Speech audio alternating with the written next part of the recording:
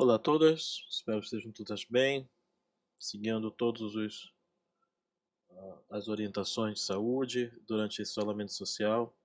Espero vê-las em breve e voltar à nossa vida cotidiana. Tive algumas dificuldades para subir o vídeo, mas eu acho que agora vai dar certo. Tive que refazer a aula. Muito bem. Quando estávamos estudando através das últimas aulas gravadas, nós estávamos conversando sobre Pardes enquanto Gan Eden, Pardes enquanto uma espécie de Gan, de jardim do Éden, um lugar que pode ser acessado. E aí vem a pergunta: como acessá-lo? Quando Tanar, a Bíblia diz que Hi Eitz Haim, que ela é a árvore da vida, e aí o Tanar está falando de si próprio, o Tanar está falando da Torá e do compêndio restante dos livros que formam a Bíblia, chamada Tanakh. Quando o Tanakh diz que ela é Eitz Haim, que ela é a árvore da vida, que a Torá é um código para entendermos o significado da, do movimento da luz infinita, da Kadosh Baruch Hu, sobre as nossas vidas e sobre esse universo, está dizendo que ela é Eitz Haim, que ela é a árvore da vida, para aquelas que a agarram, que a agarram. Ensina os sábios que a única forma de agarrar a árvore da vida é através do Midrash.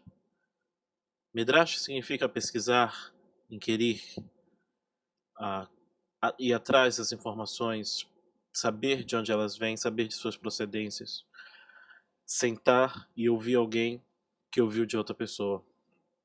Na imagem, você vê aqui uma midrashá, ou seja, uma escola só de mulheres, de todas as idades, estudando com alguém que recebeu de outro, que recebeu de outro, que recebeu de outro, formando assim o que chamamos de morachá, que é a nossa herança espiritual. Essa herança espiritual vem através do que você pode ver nessa imagem e do que você está fazendo agora mesmo. No canto superior direito, você vê uma pilha de livros. Pela edição, com esse vermelho e esse rosa nas páginas, já sei que são a Masechot, são tratados do Talmud. Sentar, ouvir e estudar a Torá que foi dada no Sinai, a Torá que ela é Sheketav, que ela é escrita e você pode comprar uma agora na Amazon, receber na sua casa. Mas a Torá que também é Shebel-P, a Torá que também é Shebel-P, P são os lábios. Então, o que você tem de Torá, que é a árvore da vida, segundo a Bíblia, que você pode agarrá-la, é através do Midrash, é através de ler a Sheketav, a Torá que está escrita, e ouvir a Torá Shebel Peh, a Torá que está nos lábios das pessoas que a receberam. Então, por isso que essa imagem ela é tão significativa. E por isso que o tempo que você gasta se debruçando, se inclinando sob a luz da Torá, tentando entender como a luz infinita, como a Or En Sof atua e pode ser manipulada no sentido de estudada, compreendida e relacionada, esse tempo, como já falamos no último vídeo, é Avodat Hashem, é o serviço ao Eterno. Vamos ver rapidamente que tipo de investigação se faz. Midrash começa com a letra Mem. Letra Mem de uma palavra tanto que existe em grego, português, latim, que é a metamorfose. O meta, em grego, é um atravessamento, é um perpassar da morfo, do corpo. Uma metamorfose, então, ou metamorfoses, é um transpassamento de uma limitação, de um morfo, ou morfoi, aquele que pertence à forma, aquele que pertence a um corpo. Um transcorpar-se é a ideia de mem. É por isso que é sempre simbolizado pelas águas. É por isso que maim, que são as águas, nada mais é do que o plural de mem. E quando digo plural, na mentalidade hebraica, não é que existe mais de um mem. É porque as águas são tão grandes e são tão expandíveis e são tão impressionantes como o céu, que eu não posso usar com ela algo no singular. Eu preciso falar das águas enquanto algo plural. Muito bem? Seguindo aqui, eu acho, só tirar do... Pronto. Não? Agora você consegue ver melhor. Seguindo, o mem, ele prescreve em si as águas. No Tratado de Shabat, Masechet Shabat, nós lemos: o mem aberto representa a Torá revelada. Seus segredos estão representados no mem fechado. Se você lembra, o mem tem duas formas, o mem e o mem sofit. O mem que vem ao final de uma palavra. Então, quando ele está aberto e ele tem uma abertura aqui, ele representa a Torá que está revelada, que está disponível, que você abre e lê.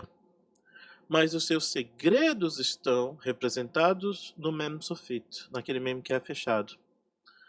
Não à toa que o mem também representa o útero, onde a água é guardada também. E o útero ele pode estar aberto, assim como ele pode estar fechado. Na Gemátria, o mem ele tem um peso de 40.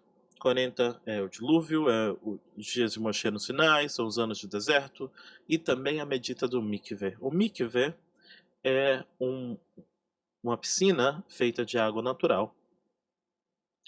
Você pode canalizar a água da chuva, por exemplo.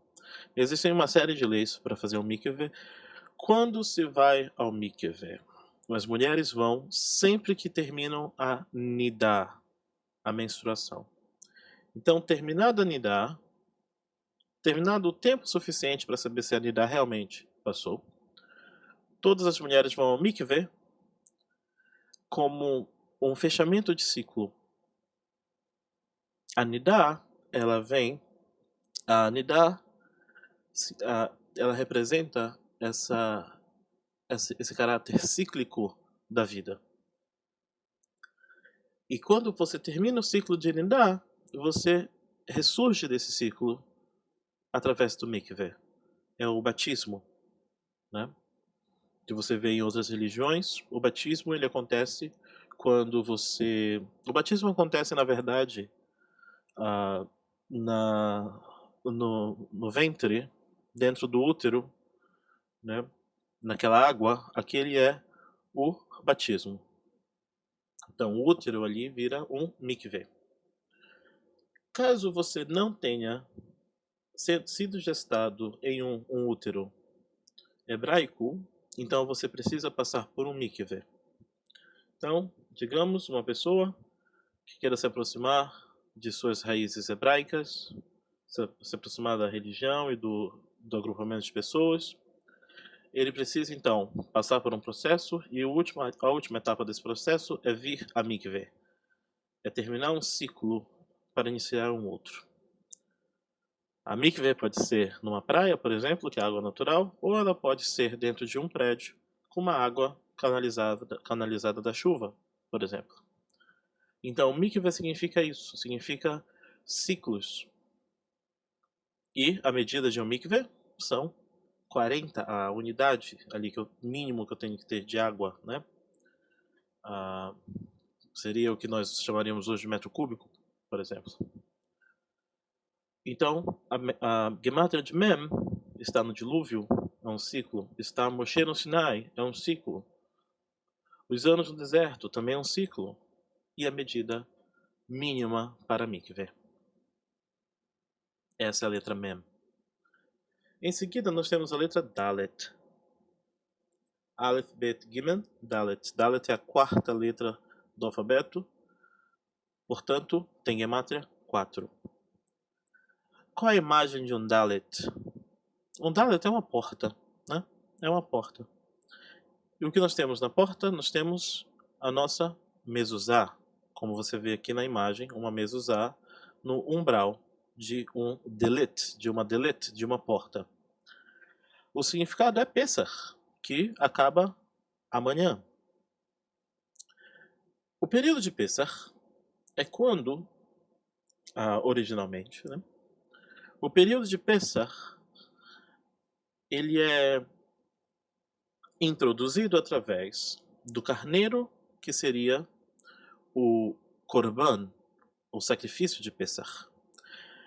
E essa oferta desse cordeiro, cujo sangue seria passado na Dalet, nas portas de todos os hebreus, essa oferta e esse sangue faria com que o Malach, o anjo da morte, ele pulasse a casa daquela pessoa. Essa é a última praga, conversamos já sobre ela, que significa a morte dos primogênitos.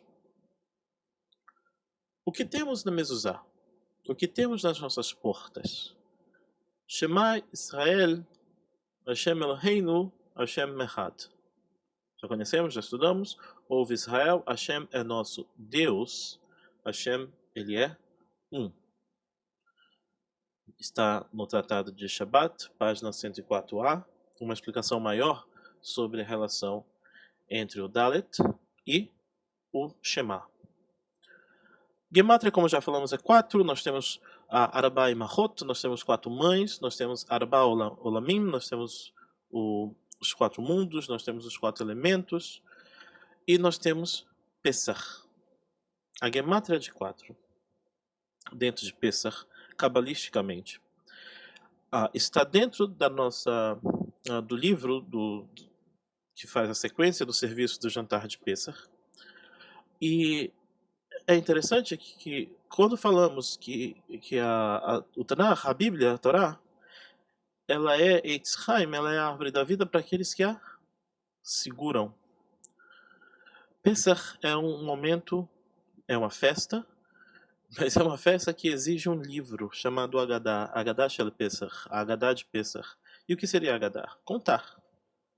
A Haggadah, então, é a contação da história de Pesach, da história de como, sobre essas portas, tínhamos uma marca que temos até hoje nas nossas mezuzot. Na mezuzá, sobre a que está na porta de cada um. E através da contação, de ouvir, de estudar, é assim que entendemos o significado de Dalet durante Pesach. Em seguida nós temos Reish, como vocês já conhecem. Reish é a cabeça, né? Rosh. Mas também nós temos aqui o significado de Rash, que é o pobre, e Ra, que é ruim, mal. Também líder, cabeça, que é Rosh. Mais uma vez, a letra Reish, ela está ligada diretamente a 3 noções muito importantes no nosso aprendizado. A primeira é Rash, que é pobre. A segunda é Ra, que é mal. E por último, Rosh, que é a cabeça, que é o líder. A Gematria de Reish é 200. O que nós aprendemos em Maseret Perra é: quem tiver mais de 200 UZ não é pobre. 200 UZ seria uma cesta básica, mais ou menos. A ideia de eu tenho o mínimo para o sustento da minha família, e isso inclui o serviço divino, ou seja, ter velas para o Shabat, ter pão. Com 200 UZ eu consigo fazer isso. E aí você atualiza da época que você vive, no sistema financeiro que você vive, na moeda que você vive, quanto seria o suficiente. E aqui não é interessante fazermos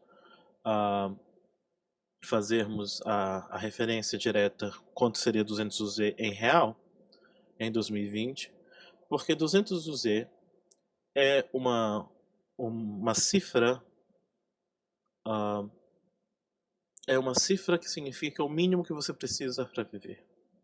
Então isso vai mudar de acordo com a época, de acordo com o lugar.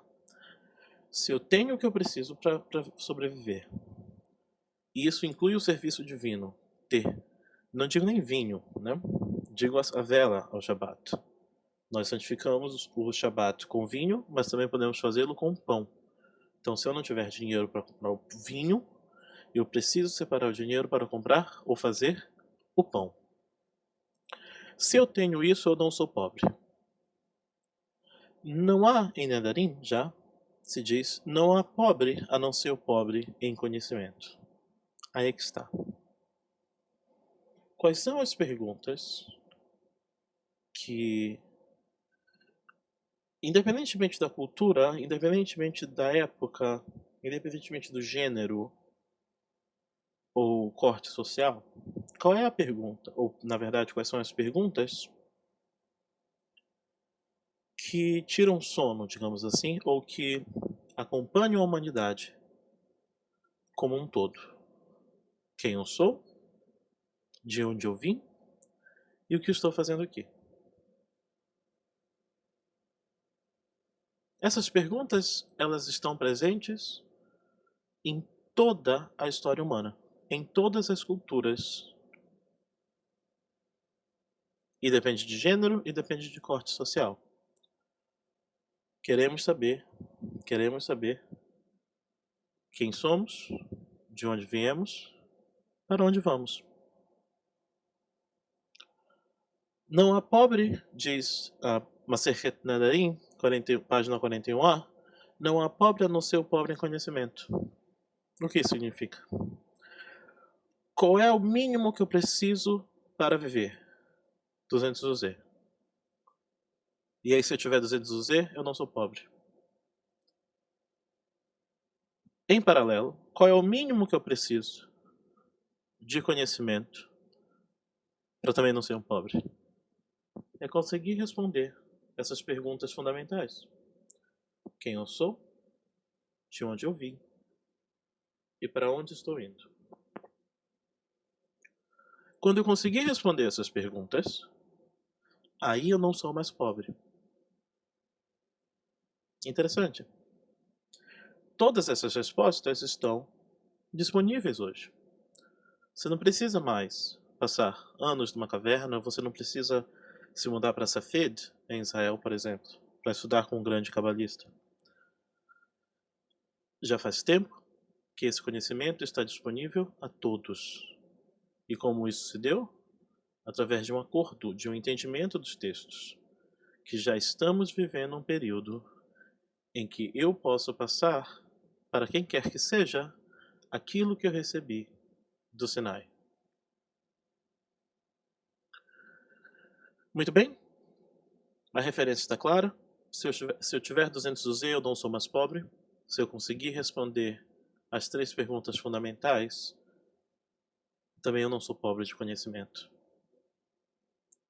Fica evidente que essas perguntas não são nada simples, embora sejam fundamentais.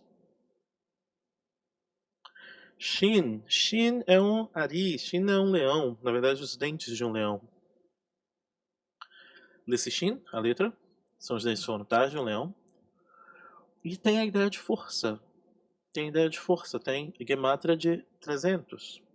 Que força é essa? Essa força, ela tem a ver com saber, não manipular, mas saber diferenciar o mundo superior, o mundo deste universo e as possibilidades de interação entre eles. Quando colocamos Hokmah, estamos falando de uma dispensação que não é nossa. O mundo começa em Binah. Em Binah, nós temos a separação. Eu sou eu, você é você. Eu estou aqui, você está aí. Hoje é o penúltimo dia de Pessah. Você pode estar tendo essa aula no Pessah de ano que vem. É a partir de Binah que essas coisas são possíveis. Não em Hokmah. Só que aí é 3 vezes 100. A contagem de 300 quando nós estamos estudando em Shin. Nós temos que entender Dat também. Dat é uma possibilidade. Aqui é uma Sefirah que ela não apenas filtra, direciona a luz infinita, como aqui na verdade em Dat, essa luz ela é convidada a se expor, a se expandir ainda mais. Dat é um segredo, como diz o Arizal. Mas é um segredo que pode ser desvendado. Já falamos de Binah, já falamos de Hokmah. Falamos pouco de Dat, porque precisamos de mais fundamento para chegar em Dat. Mas, Bezerat Hashem, com a ajuda de Hashem, com a ajuda dos céus, chegaremos lá. E aqui, eu acho que já mostrei isso para vocês. Você tem alguém que tem 4 livros consideravelmente extensos sobre Tiferet, sobre Yesod, sobre Givrah, sobre Chesed, sobre Esfrut. Deve ter mais na sacola. E alguém que pergunta, que diz, uau, quer dizer que você estuda Kabbalah há anos e nunca jamais bebeu água de Kabbalah, usou óleos ou fita vermelha? Nada contra a fita vermelha. Nada contra mesmo. Mas isso já é um estereótipo que você vê na imagem. E aí tem umas revistas, né? Kabbalah sem esforço. Kabbalah sem esforço. E por aí vai. E a blusa da Madonna. Nunca nada contra a Madonna. E nada contra a fita vermelha. Mas aqui é obviamente uma caricatura de alguém que quer, como diz a revistinha, estudar Kabbalah sem esforço. Qual é esse esforço? Esse esforço, na verdade, é o serviço. É o serviço pelo qual nós estamos aqui. É por isso que estamos estudando sobre Olam Haba, sobre o mundo por vir, sobre Gilgul, que é a reencarnação. Para tentarmos entender qual seria a resposta a uma daquelas 3 perguntas: o que estou fazendo aqui? Na primeira linha de Hamlet, de Shakespeare, que faria aniversário agora, na primeira linha de Hamlet, e o livro, a peça é fundamental, mas quero terminar essa primeira parte antes de irmos à segunda, que falará especificamente de Gilgul, de reencarnação. Começa com quem está aí. Essa é a pergunta. Quem está aí? Essa é a pergunta que nós nos fazemos, né? Quem está aqui? Quem está aqui? Seremos uma caricatura ou seremos alguém que agarrará a Torá e o Tanar, a Bíblia, como um código, como uma árvore da vida? Então terminamos aqui e passaremos para o segundo vídeo, né, dessa continuação, e aí trataremos diretamente de Gilgul Neshamot. Muito obrigado, até o próximo vídeo. Shalom, shalom, lehitraot.